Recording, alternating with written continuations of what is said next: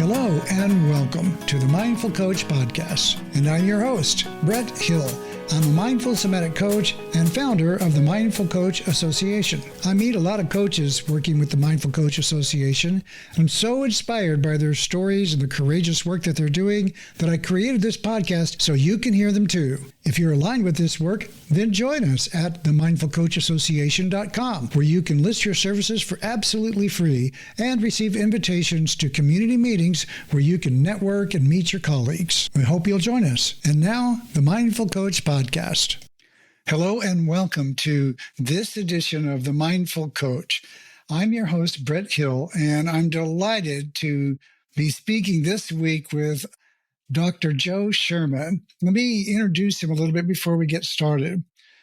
Joe is a pediatrician, coach, and consultant to physicians and healthcare organizations in the area of provider well-being, leadership, and career discernment.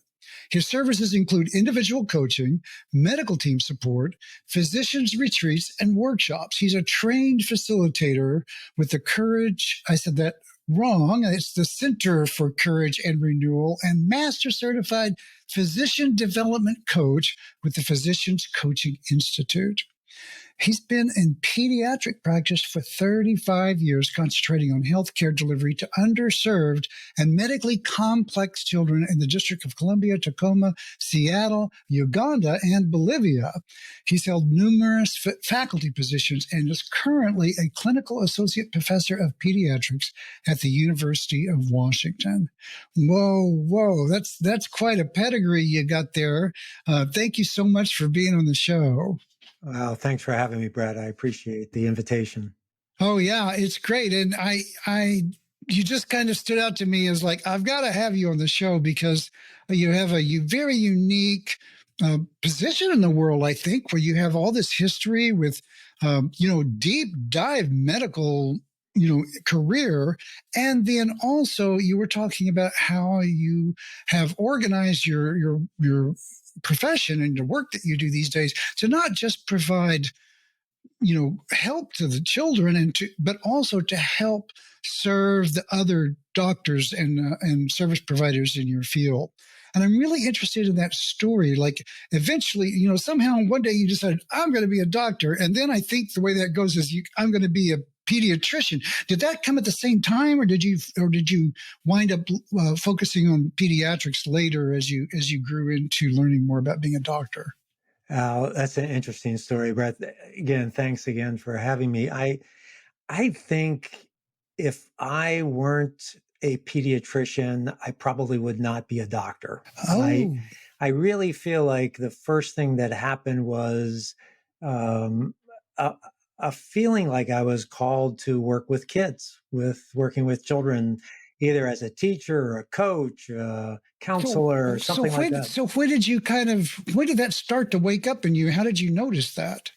Probably when I was a teenager, I think, and I love sports and I did well in school. So I would tutor younger kids and I would coach sports. And then my cousin, who was younger than me, got sick kind of all of a sudden with a pretty severe heart disease.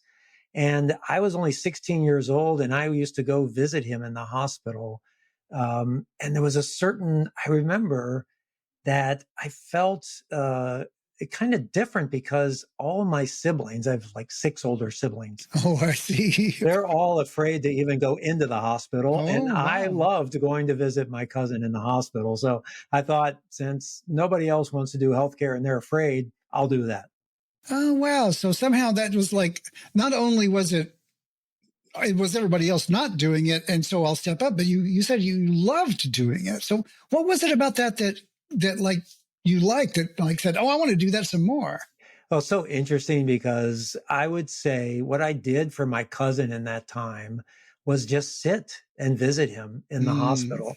I wasn't doing any type of curative work. I didn't know anything about what was going on with him medically, but I just enjoyed being with him and kind of comforting him when he was really suffering.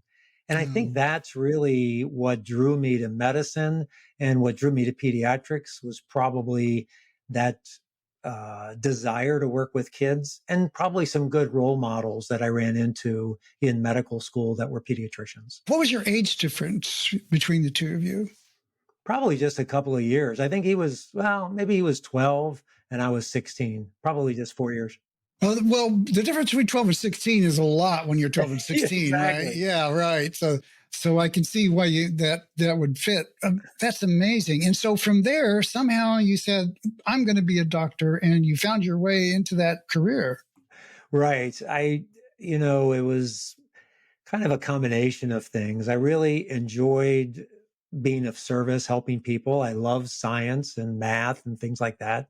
And then it was kind of like trying to figure out what type of profession was something to look forward to, that I could do what I chose to do and have the biggest impact on people. So I think that's what drew me to medicine. To have the biggest impact? Yeah, I think so. And looking back, I think what I really enjoy about medicine is the relationships and helping people understand what's going on and becoming connected with them in that way and being of service in some way. So I think those are the things that drew me toward it. That's amazing. And so you went through medical school, and at some point you said, did you start right out going, I'm going to, have a pediatric focus, and then that comes, I don't think a lot of people actually know the path, it's like there's medical school and then there's a specialty after that.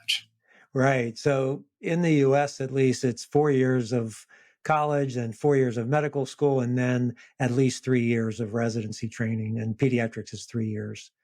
Wow. So it's over a decade of study. Yeah, it was pretty much, my 20s are a bit of a blur. I spent well, all my friends were going out and adventuring through the world, and some getting married, having families. I was still in the hospital. Man, that's quite a commitment. That's amazing. And so you began that, and then how did that go? How did that work for you when you started doing the pediatric work? Was it what you hoped? Were there disappointments? Was it like exciting? I mean, people's careers can take different kinds of paths. I'm just curious. Yeah, what happened to me was during my training, I trained in an inner city hospital in Richmond, Virginia, and the population was primarily inner city families that were poor and had very poor access to healthcare, quality healthcare. So I was really kind of drawn toward that population. I almost feel like that's who trained me to be a doctor, to be a pediatrician. And so as I went through my career, first in Washington, D.C., where I was from, I returned back to my hometown, my city, and I worked primarily teaching pediatric residents in community settings in the city. So that's really where I got my start in my practice. Oh, so you did your work, your residency, and now did you choose that hospital, or or was that just luck of the draw? Well, I stayed for residency training where I went to medical school. Oh, I see. Yeah, and that's part of this complex matching system that exists in residencies here in the U.S. You put in your choices and the programs put in their choices, and they come up with a match, and that's where I ended up. And that really had a big impact on you. Yeah, that I would say that being able to work in that setting with those families, getting to know them well, getting to know the social determinants of health, and how that impacted the health of my patients and the families that they were part of, really influenced me a lot. And I really think, in retrospect, I was either part pediatrician, part social worker, because I really enjoyed working with other people as a team, getting involved with really what's causing issues in the health of the kids that I took care of. Well, I mean, through the thread through all of this is just something about you, if you don't mind me kind of just saying, something about you that's really all about the connection and all about connecting to not just the person as a bundle of symptoms, but like there's a person here and they're in a context, and really having a deep respect for that. Yeah, and I would say that that's really the primary my primary draw to medicine. I always tell people as I get older, I start to understand as I look back that medicine is merely a vehicle that I chose to be in relationship with other people in service. Oh, that is so And beautiful. so I think teaching, counseling, ministry, all these other things or other ways that you can do that, there's countless number of ways. Mm. Yeah, that's wow. So now you've had this deep immersion into the culture of the medical needs and the social fabric of this underserved population. How does that align with your other colleagues' experience? Was there a gap there, or was there an appreciation of what you were understanding, or did you feel like that there needs to be some education in the general community there? Well, I think I was able in my career, early on in my career, to have some job opportunities that allowed me to work with a team of people who were dedicated that recognized each other's gifts and Mm. talents and to really support each other in utilizing those to the best that we are our abilities. So I think that that was something I found fortunate to be in.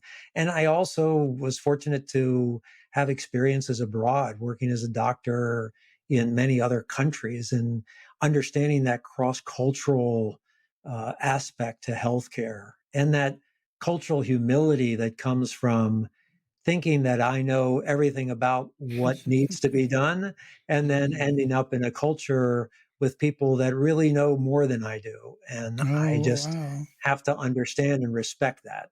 Do you have any? I hate to put you on the spot. Do you have like a story about that? Because it sounds like there's a story in there, and I'm just curious about it. Sure, I remember uh, I had many short term stints abroad working in international health. But the first long term one was soon after I got married. My wife and I moved to Uganda, and we moved there and lived and worked in pediatric HIV work in Uganda. Okay, well, hold on just for a second. How is it that you decide, hey, honey, we're going to Uganda? Like, what was that conversation like? Well, we both came from a background with some experience of living abroad. She studied in East Africa in Kenya as a college student, Ah, and I worked a bit in Belize and the Dominican Republic as a doctor. So we both came with those common interests. And I so see. the plan was to move abroad after she finished her Ah, PhD. okay. So All right. that Now was that the plan. helps. There we Yeah. go. So we were in Uganda, and I went to Uganda. One of the biggest things, there's different types of culture shocks when it comes to going from the U.S. and practicing medicine in a low to middle resource country.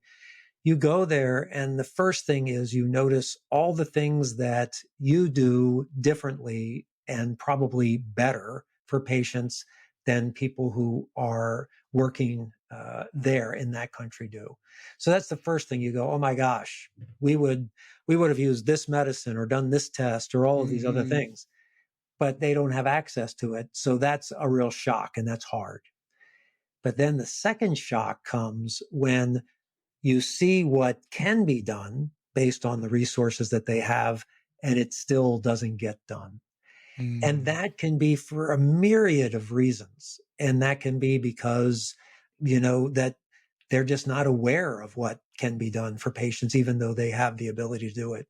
But the other thing most of the time was that they knew so many more of the factors involved with what it means to have a specific illness or to be well in that country. And all the other social factors, economic factors, community factors that I didn't know. And so I had to switch and become the student with the residents that I was supposed to be teaching. And they taught me what tropical medicine was about, what it meant to take care of and make very challenging decisions about who received care that was available and who didn't. And so Hmm. I became a student to them, and Hmm. we kind of taught each other what we knew. Well, that's so great that you were able to kind of, press pause on, hey, I got some catching up to here to do, and let yourself take on a role of being informed by the people around you, even though you're the one that's supposed to be doing the informing, right? So it's a kind of a nice modeling also as well, I think, for leadership to be able to do that. So you were there for some period of time then. Right. We were there for 2 years, and then we got pregnant with our first child and moved to Seattle, Washington from there because that's where my wife is from. That was part of the deal. We moved there. There you go. so so So we you had moved. all these travel plans kind of in your marriage kind of already mapped out, it seems. Yeah, some of them were mapped out. Yeah, I have to say that my wife kind of calls the shots Oh, most of there the we time. go. Yeah. Okay.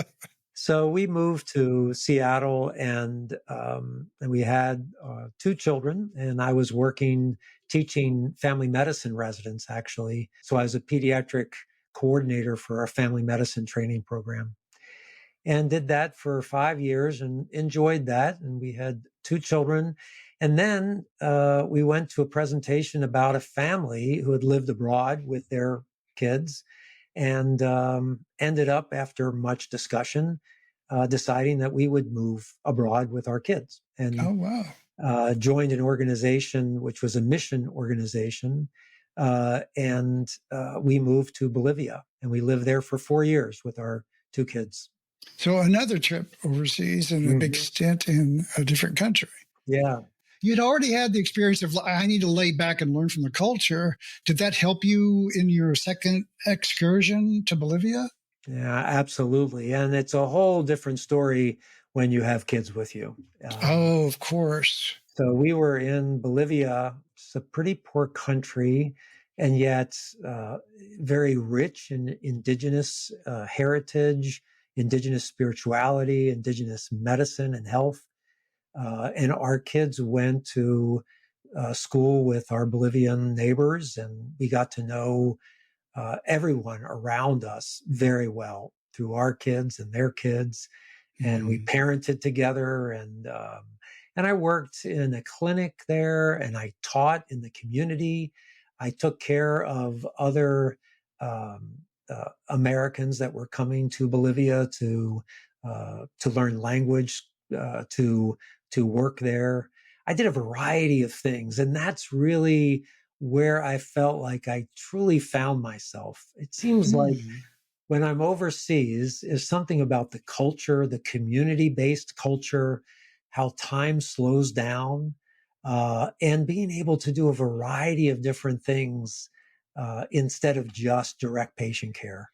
That's where Mm. I really felt like I found my true self there. When I hear you say that, it's like something in me just it like begins to glow. It's kind of like, oh, that's so great, and it sounds so heartwarming and nourishing. So that's amazing. So somewhere in the mix here, then you actually became would I be wrong to say you became a student of mindfulness, or did you? Yeah.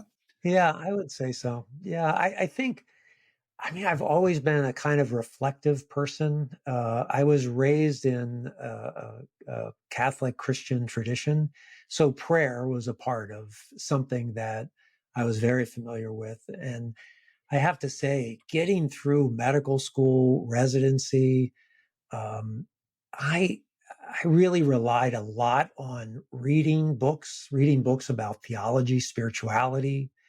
I also spent a lot of time journaling and reflecting on my experiences.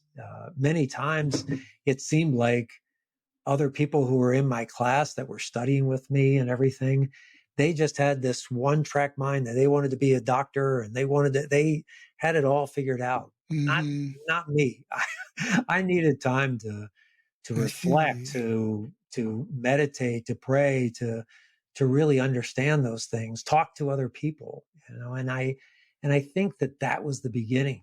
And then I think as time went on, I started to understand and discover mindfulness practice as a way for to to have a meditative practice that enabled me to deal with a lot of the stressors and the trauma that I experienced in my work as a doctor. Mm. Wow. So, did you take any formal mindfulness training, how did that help you in your work? The earliest thing I can remember was when I was practicing in Washington, D.C., even before moving to Uganda. I went on a silent retreat that was, the teacher was a Jesuit priest Oh. who spent his entire career in India, and he had a mindfulness institute. And I went on a silent retreat on a mindfulness retreat, Mm. and it was it was challenging for me. I just remember I'd never done anything like that before. And I mean, there was meditation for like 6 hours a day. There was sitting meditation, walking meditation, Yeah. everything. And my head was killing me at the end of the day. It was just an intense immersion into that. But I did come away from that experience feeling like it fed my soul. It was something Mm.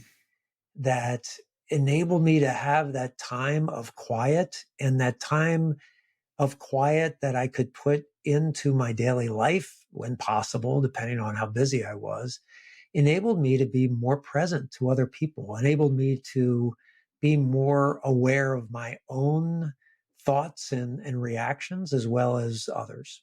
Mm. That's perfect. That's exactly what I would hope for in response. So for someone in a role like yours, where being present with other people while being present with your own experience is crucial in the work that I do. But like in my training, when I'm teaching coaches, that's exactly what we're going for. It's like being really, really, really finely attuned to your own experience of the client, and then also their experience, right? And paying very close attention to that. So you'd been doing this work in Bolivia, and then also you had all this whole time you had kind of just practiced mindfulness and had come into some appreciation of that. And so, are you still in practice now, or what's going on now in your practice? Well, after returning from Bolivia, there was a transition of re-entering medicine here in the United States, and I struggled with that. I struggled with that re-entry back into the culture here. Things were much more productivity based. Medicine had become more corporatized. I got a teaching position, and working with residents and also caring for patients. But I started to really put a lot of pressure on myself to fix everything that was wrong with the system that I was Oh, working in, wow. and taking on this responsibility. And it's something that we doctors have a tendency to do. If we see something that's not working, we take it on ourselves, the responsibility to fix it and make it You're right. going to heal the system just like you Exactly. would a person. Yeah. Exactly. So doing that and not being able to do that, I found myself really suffering with Hmm. anxiety and eventually becoming pretty depressed and having to stop practicing completely. Oh, well, so it sounds like you made some efforts, and had some resistance, or things didn't go quite so well on that effort. Yeah, yeah, exactly. I mean, I tried to do it all myself, and I think, Mm. uh, granted, the system had issues, and it was a huge system that I was working for, but I think it was a kind of a combination of me not having that perspective of being able to impact what I had control over, and really to have the balance that I needed in my work, and really not understanding what that was about, Mm. as well as working within that system. So I had to stop and take some time. And it was during that time that I spent time with a coach, a spiritual director, a therapist, everybody I could surround myself with. Right. I need professional help. I mean, everything. And I really started to look back and reflect on what it was that brought me life in medicine, what it Mm, was that I had discovered overseas, what it was that I discovered in great situations that I had as a doctor here in the US. And those core values were the key, the core values of connection, connection. compassion, Yeah. and being with people in relationship and working together collaboratively as a team. That was really key. And Mm, so I started to go back part time working in jobs that provided those opportunities to manifest those core values. But the other thing that came alive in me was that accompaniment. I really wanted to accompany other physicians, other health providers in trying to discover what it was that brought them life in medicine and really hmm. where they could find that position that they could have a balance in understanding what their role was as a doctor, as a physician, but also to be able to understand that being a physician was not your complete identity. And that's Exactly. something Yeah. that I That's beautiful. feel many of us physicians need to learn. And I still, everything, I mean, as a coach and as a teacher of coaches, I mean, I'm just one step ahead of my clients. And sometimes Hmm. I'm right alongside trying to do the same work that they're doing. And Hmm. that's really what drew me to coaching. Hmm. And so you decided I'm going to help other professionals in my field connect to what's really lights them up, what really is core value for them, rather than let them suffer on the racetrack, so to speak. Right?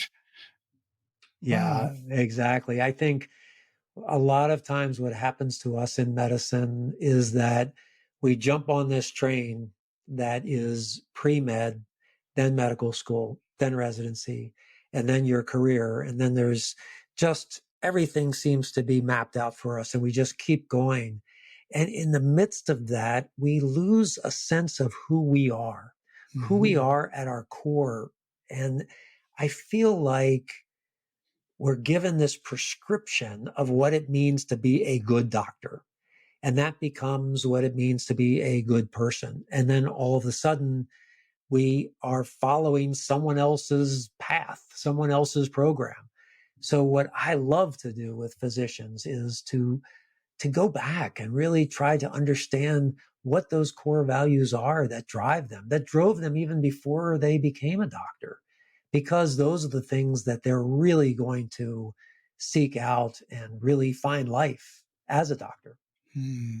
So what are you doing? How do you get this to people? What's the form factor? How do you engage with your professionals in your field? Well, there's usually about 3 or 4 ways that I do it. One is individual coaching. Many physicians will come to me because they're suffering from burnout. They're Hmm. Well, suffering from particularly recently, right? I mean, it's been absolutely. crazy. Yeah. So burnout has just skyrocketed. It was there before the pandemic, but now it's up into 60 to 65% of physicians who are practicing consider themselves to be burned out. There's a lot of moral distress, feeling like I'm being forced to do things that are against my values. Mm, So, trying to help physicians find their way through that and to understand what to accept or not accept with their conditions is one thing that I do. I also work with physicians that are in career transitions. They're wanting to try something different. They're wanting to move from yeah. one thing to another. So that's individual coaching and leadership. A lot of times, leadership, how to let go of this control and authoritative type of nature that we've been drawn into and really have more of a collective leadership model. So those are things that I do individually and on retreats with physicians, getting them away to help them do a little reflection so that they can understand what path that they want to take in their careers And also, the last thing is working with medical teams, trying to get people who are working together as a team to understand what gifts they each have and how those gifts can be brought together to help their team feel supported and to really care for patients the best way they can. Wow. Well, that's a big scope of work there. So blessings to you for taking that on. What's what's over the horizon? Are you just taking this like a step at a time, or do you have like your eyes on some, I'm going to arrive when, or some future direction you're going? No, I think for me, I still I still am involved in international health, global health, but now instead of doing the actual medical care, I accompany the doctors who are going abroad and help them reflect on their experiences. I Oh, so help it's like kind of them a to understand. cultural adaptation, Exactly. facilitation. So Oh, I still do some of that. I love being in person, giving retreats, facilitating retreats for medical teams, for office staffs to try to improve communication. And I have like 4-day retreats that I offer for the physicians to get away and really take some time to dig deep. So I think I would love to continue to do a combination of that work, of the retreat work, the medical team work, and the individual client work coaching.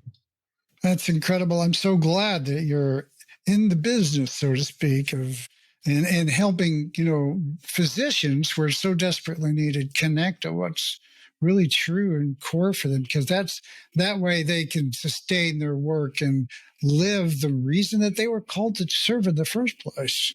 It's so powerful.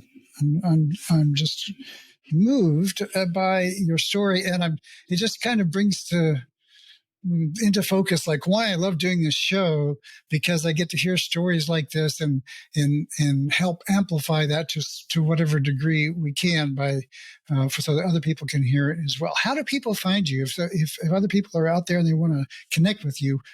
Where do they find you? I have my own website, and it's joeshermanmd.com. So if you want to reach me, you can go to my website. You can contact me by email, is joe@joeshermanmd.com. And I also am on LinkedIn for people that want to connect with me that way. But most of the time, you can find out most of the information on my website to see the services that I offer. Thank you. And he's also a member of the Mindful Coach Association, so you can look him Absolutely. up there. I am like, what do you call a founding member? I'm on You that are a list. founding member Exactly. and comes to our community meetings. And so you can connect with both me and Joe at our community meetings if you like, to join up at the mindfulcoachassociation.com. It's free to join. And you can connect with the amazing group of coaches that show up there. And you've been hearing them just like this story, which is so inspiring and deep. And the thread that has moved through this whole thing is just about your passion, your commitment to connection in an authentic way. So I just want to kind of bow to you and then serve as an acknowledgement of that. So thank you so much for living your passion and your alignment and with helping, bring great goodness into the world. If you were to give our listeners like one piece of advice that's is like on the top 2 or 3 jewels of your learning, what would you leave them with? It's what I find gets me through every day, and that's self-compassion. Is Mm. that if you For me, I have to say, for me, I start every morning in a practice of self compassion Mm. because I cannot show compassion toward anyone else. I can't be present to anyone else unless I am showing myself that same compassion that I am drawn to show other people. So start with yourself and just be aware of what's going on, understand that you're not alone, and give yourself that kindness and compassion that you desperately need. Mm. Words of wisdom. Thank you so much. It's been great having you on the show. Thanks so much for having me, Brad. I really appreciate it. You're more than welcome. Thank you. And that's a wrap for this edition of the Mindful Coach Podcast. We hope you enjoyed this presentation, and if you did, follow us and leave us a review. If you're a coach or helping professional that values mindfulness in your work, browse over to mindfulcoachassociation.com and create a free community profile describing your services so the world can find you. And you'll be invited to exclusive community meetings where you can meet your colleague. I'm your host, Brett Hill, founder of the Mindful Coach Association, coach and coach trainer teaching the Mindful Coach method. You can find out more about me at themindfulcoach.com. Until next time, stay present.